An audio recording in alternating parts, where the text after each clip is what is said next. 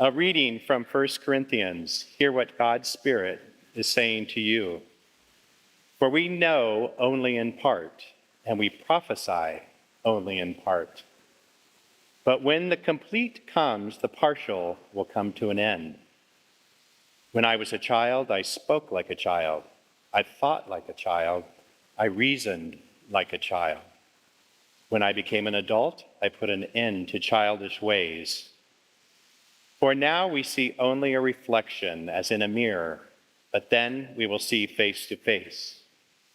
Now I know only in part, then I will know fully, even as I have been fully known. And now faith, hope, and love remain, these three, and the greatest of these is love. Here ends the reading of words that give us insight on God. May God grant us wisdom and courage for interpretation. Well, as I said, this is kind of an odd little time at UCC, August. A lot of people, a lot of churches around the country, they really, in July, people travel and all, but July is one of our high holy times here at UCC. And so we're all here, it's an all hands on deck kind of time. And so August tends to be our only kind of chill month of the year. And I thought something that might be kind of fun for today is to do something that I do on occasion, and that's question and perspective. So kind of an ask me anything. And so think about some questions that you might ask. And I will ask Pastor Diego in just a second to go around with a microphone. You can raise your hand, and if you have a question, I will give you not an answer, but my perspective on that question. Because we try to realize that there is no one right answer most of the time. Most of the time what we can do is give our perspective, and it is my job to give you my perspective week after week, but realize that you might have some specific questions. And if you are watching online, primarily if you're watching on the University Christian Church Facebook page, feel free to go ahead and put a comment in there if you would like to participate in this as well, and Pastor Marcella will monitor those. If you're watching on one of our other places where we broadcast, sorry, we're not monitoring those questions, so we won't see those in this time. Okay, so let's do a round of question and perspective. I'll ask Pastor Diego to grab one of the microphones, and why don't you raise your hand?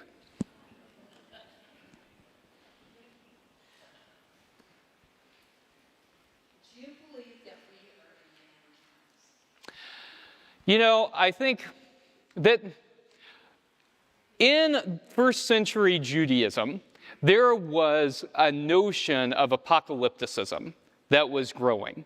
And so whenever you look at the first part of the Hebrew Bible, you don't find any kind of apocalypticism. But towards the end of the Hebrew Bible, and then into the New Testament, you find a real thought about the world ending. And I think after Jesus' crucifixion, some of the early Christians really leaned heavily into apocalypticism because they thought that Jesus was going to do something different than he did. He didn't fulfill what a Messiah was supposed to do. Messiah was supposed to overthrow the Romans and reestablish a self-ruled kingdom, and he didn't do that.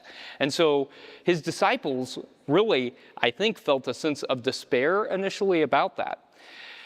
And so in the writings in the New Testament, I think we see that sense of despair as well in the apocalypticism that is reflected. And I should say, too, that scholars really debate about whether or not they think Jesus was an apocalyptic prophet or not. That is, whether or not Jesus actually went around talking about the end times or not. I'm on the side of scholars who think that Jesus did not preach about an apocalypse, but when his disciples saw that what they thought was going to happen didn't happen, they inserted that into the text. So what I'm saying is that in this part of the last part of the Hebrew Bible, the first part of the New Testament, we see a hope for the end times because things were not going well. The world was really chaotic, and they were living during a time of active persecution in which they hoped that someone would come riding in on the clouds and solve the problems for them. And obviously, that's not what happened. I think that whenever things get very difficult in our society, a rise of apocalypticism is natural, because when it feels like the world is kind of coming in, there is a desire to hope that God will swoop in and save everything. And I think that's an understandable desire. I don't think that we are living in the end times in the way that a lot of Christians talk about it, which is an apocalyptic end times where Jesus is going to come and ride in on the clouds and overthrow the state of things and establish, a reign here on earth. However, could we be living in the end times? Well, I think in large part that's up to how we as human beings respond to our situations, We as human beings have always had the capacity to either build ourselves up or to destroy ourselves. And with the advent of more advanced technology, we have greater potential to do that than ever before. Meaning that if we make bad decisions, we can literally eradicate the human race. I hope that we are not heading towards any of that. And I think the thing that gives me hope is the hope that I find in Jesus Christ, that we are able to not have Jesus come riding in on the clouds to save us, but we are able to embody the reign of God through love, compassion, kindness, hope. And so I think when we do that, it creates the reign of God around us. So I don't think we're living in the end times. I think, though, the quality of life that we have is going to be directly determined by the decisions we make in the near future.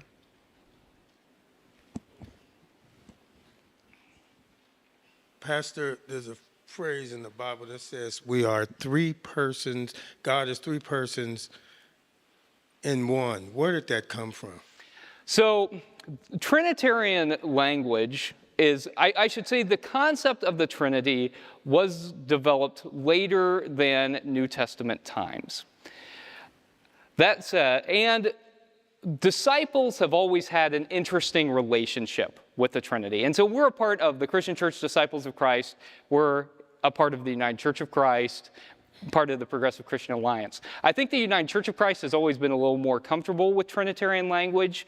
Disciples have always eschewed all of that a little bit more, primarily because the founders of the movement of the Christian Church Disciples of Christ were people who thought that you should only look to the Bible and derive theology directly from the Bible. So Alexander Campbell and Barton W. Stone, who were the founders of the movement that led to this denomination, they wouldn't use the word Trinity because the word Trinity didn't appear in the Bible. And so, for instance, that hymn, Holy, Holy, Holy, I think we sang it last week, maybe? And at the end of that, it says, God in three persons, blessed Trinity, that. Alexander Campbell went through and rewrote that, and had congregations he served saying, God over all and blessed eternally, because he didn't want to use that language. So I think it's certainly true that God is described in the New Testament as Father, as a Son, as Holy Spirit. God is described in those ways. God is also described in all kinds of other ways throughout the biblical text, as Mother, as Creator, as Redeemer, as Sustainer, as Destroyer. There are all kinds of words that are used for God. So whenever the Christian orthodoxy was being established in the 4th century, they had to make decisions about how they were going to talk about God. And the camp that won out was a camp that was called the Proto-Orthodox Christian movement. And their theology kind of became what Orthodox Christians believed. They won the arguments. But there were all kinds of different ways of understanding how God was and is at work in the world. So I would say this, that every way we describe God is inaccurate. Okay? The closest we get is love. The closest we get is love. But every way that we describe God is a human concept of a divine mystery that is ultimately beyond knowing. So here's what I think. I think if the concept of the Trinity is something that helps you understand and connect with the divine, great. Embrace that. I think if that's something that doesn't help you embrace and get to know the divine, that's fine too. My friend Mark Sandlin likes to say that the most valuable thing for him about the concept of the Trinity is about God in relationship. You know, got 1 and 3, this God in 3 persons relationship is something that defines the character of God, that God always calls us to be in relationship.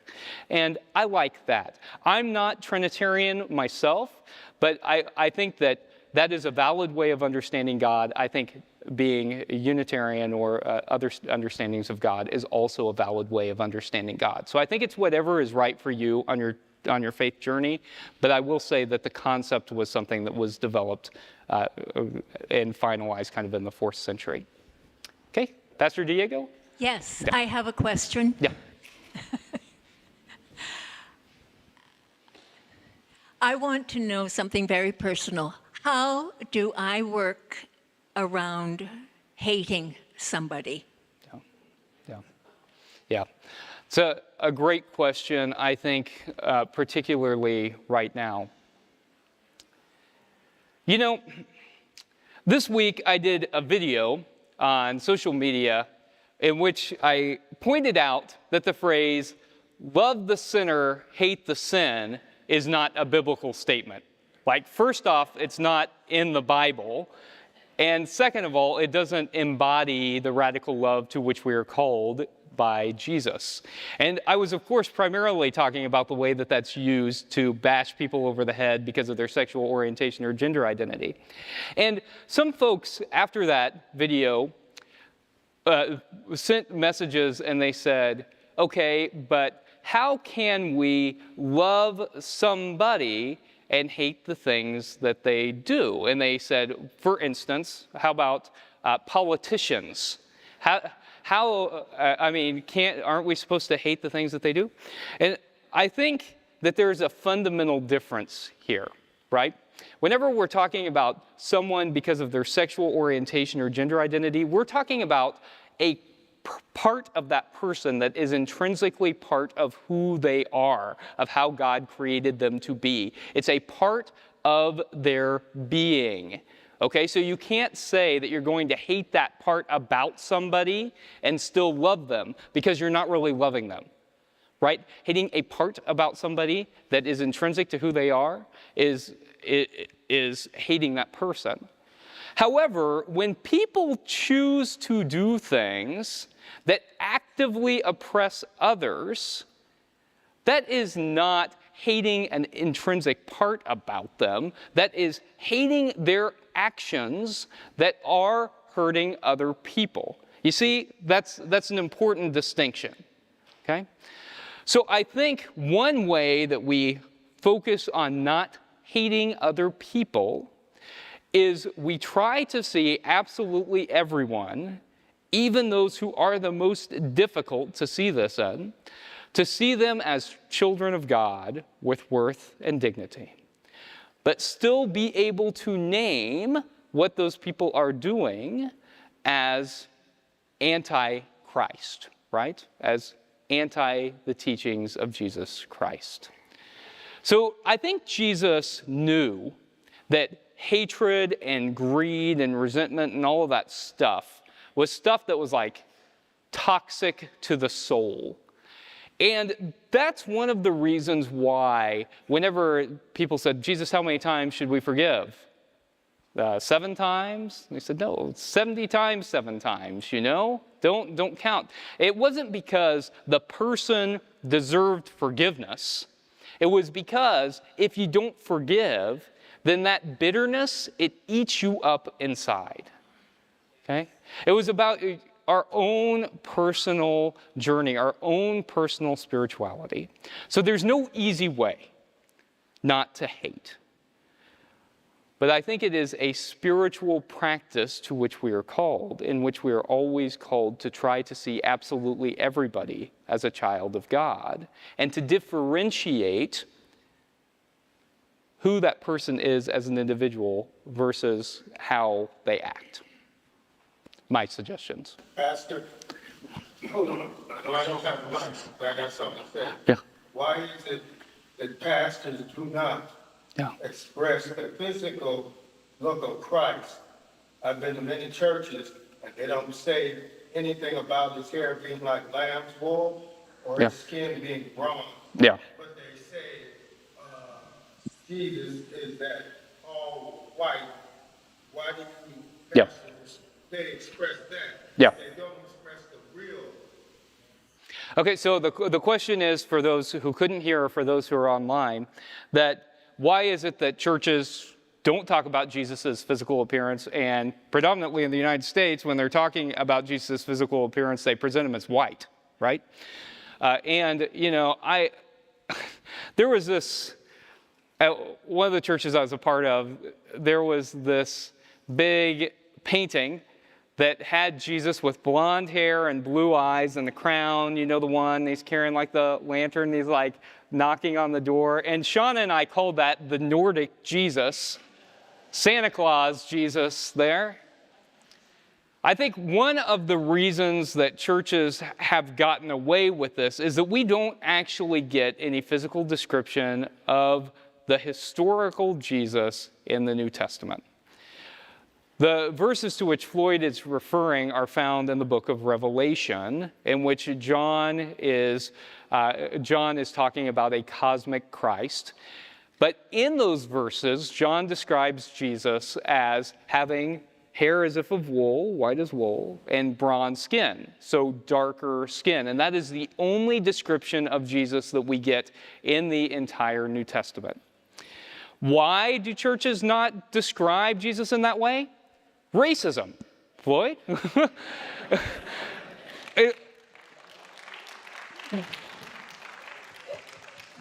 Churches in the United States have been very racist places, and that's why that Sunday mornings at 10 a.m. have been described as the most racist hour in America. So, yes, I think you're right also to point out that pastors are primarily responsible for this, right? I think that one of the reasons for that is that we don't talk enough about who Jesus actually was. We know that Jesus was a poor, Middle Eastern, Palestinian, Jewish peasant who lived in the first century. That means he had darker skin, that he was Middle Eastern, and that he was both Palestinian and Jewish. That is Jesus' identity. We know that Jesus is portrayed as a refugee.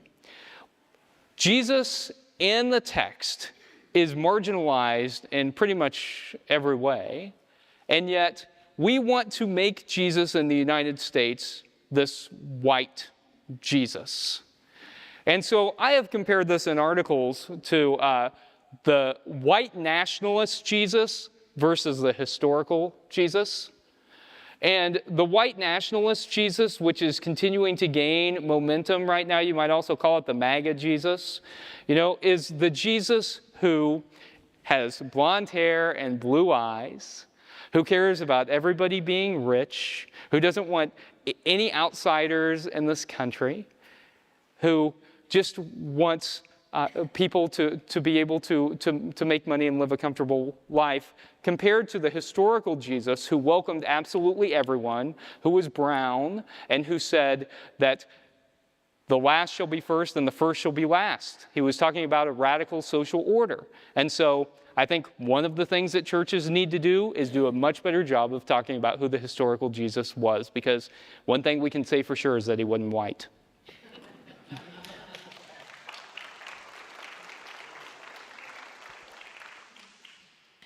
I was a little bit nervous at first, but my question is, do you believe that racism does exist?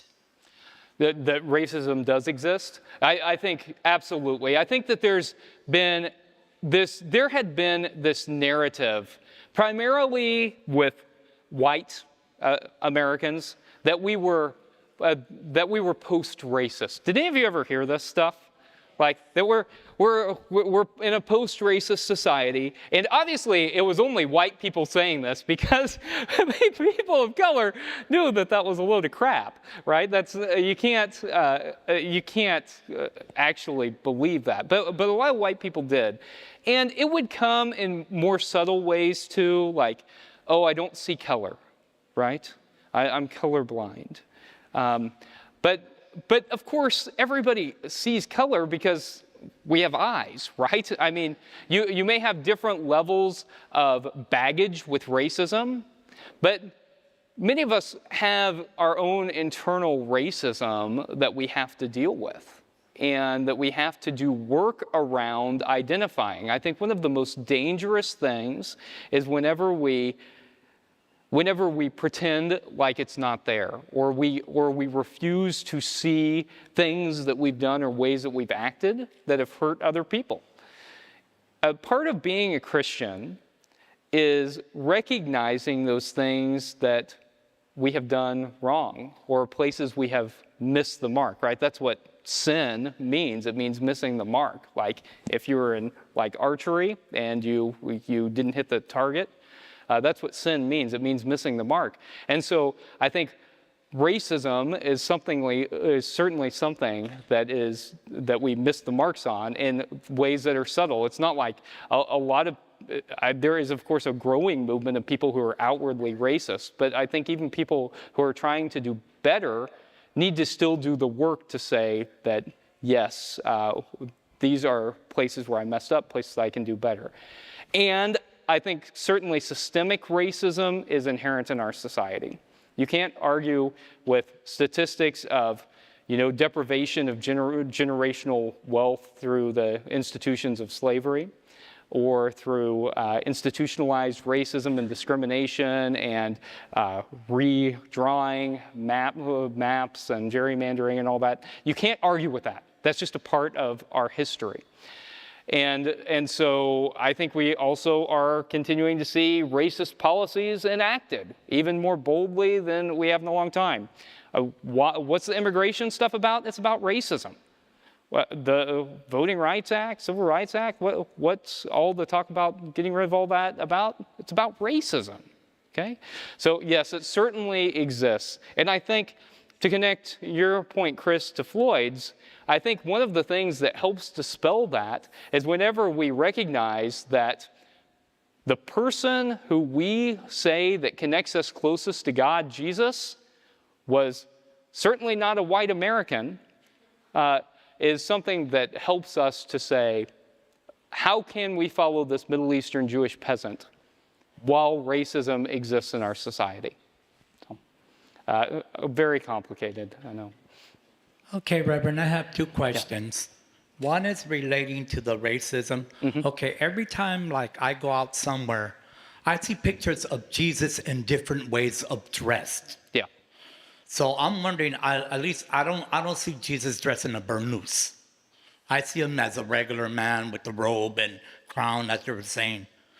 And the other one is, how will we know to prepare for the coming of Christ? So I think certainly that what was normative dress, and I'll answer these questions, Diego, and then one more, okay? And then I want to be respectful of your time.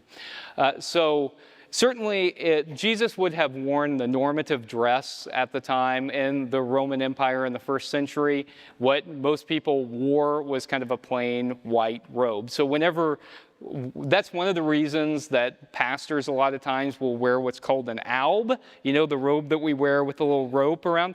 That was the normative dress in the first century. And so one of the arguments for wearing that in worship is that when you're wearing that, you're dressed like Jesus would have dressed. And so I think that that's most likely what Jesus was wearing. In terms of how we prepare for Jesus to come back, I would say that Jesus is always coming back, right? That Jesus is always here and is always returning. And what makes that happen? It's us.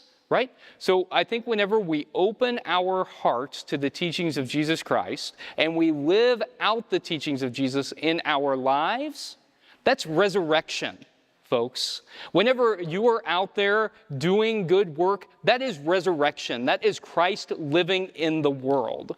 And so open your hearts and see that the kingdom of God, the reign of God is among us, and Jesus is returning. One more question, Diego. Yes. One of the key things through history, of course, is the churches proclaiming Christ and the kingdom of God.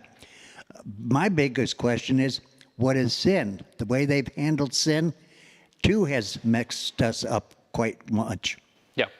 So I think that the way that Christianity has traditionally talked about sin has not been helpful, because a lot of times the way churches frame sin is like this crushing personal failing. And so maybe it's because I grew up in the Christian Church Disciples of Christ that none of that really resonated with me. But I think that it is problematic to tell people that they are fundamentally bad, and that I think that shapes our view of ourselves, right? If you hear every week that you're not good enough, that like no matter what you did, you're still not good enough, I don't see that reflected in the teachings of Jesus. That's not the way I read the teachings of Jesus. And I think that churches have done traumatic harm to people by telling them that. Instead, I think that sin it literally means missing the mark. And so I think that, are there things that we can do better? Of course. But I think looking at it from that point of view makes a big difference. If you see yourself as fundamentally good, as created in the image and likeness of God, the Imago Dei, if you see yourself in that way, and someone who occasionally does not live up to that image, then I think that helps us to address the places that we miss the mark while not fundamentally reshaping who we are, right? It lets us know that we are good, that we are valued, that we are valuable.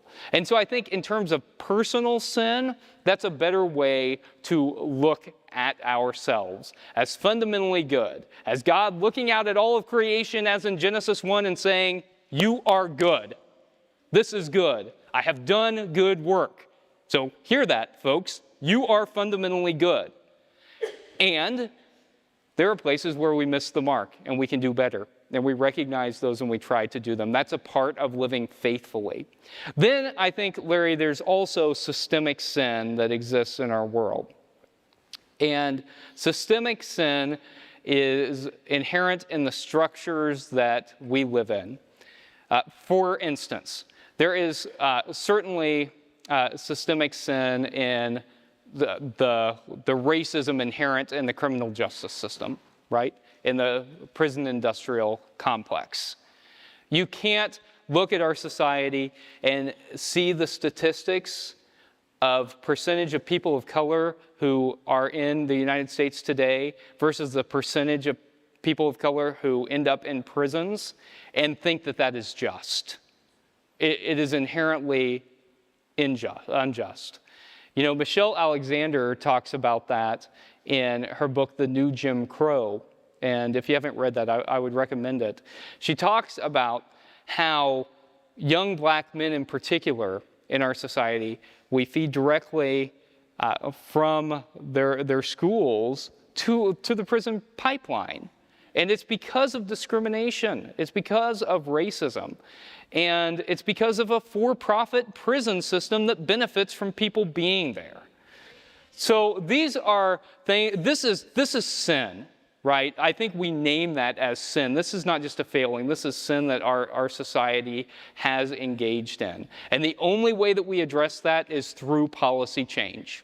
It is through pressure on our representatives and our senators saying that it is racist, that it is unjust, and that nobody should be profiting from other people's suffering, period. Okay, so thank you all very much. I know that a lot of these are very complicated questions that we could spend weeks and weeks on one question alone. I mean, especially how we deconstruct racism in the United States. And certainly, like, a straight white guy isn't the best person to answer those questions, right? Other than to say that I think one of our responsibilities is to use our places of privilege to advocate for change. And so it's to recognize the different areas of privilege we have and then to leverage those areas of privilege to make the changes that we can make, and that is living our lives faithfully, while also recognizing that there are some times when, especially us straight white men need to just sit down and shut up, okay?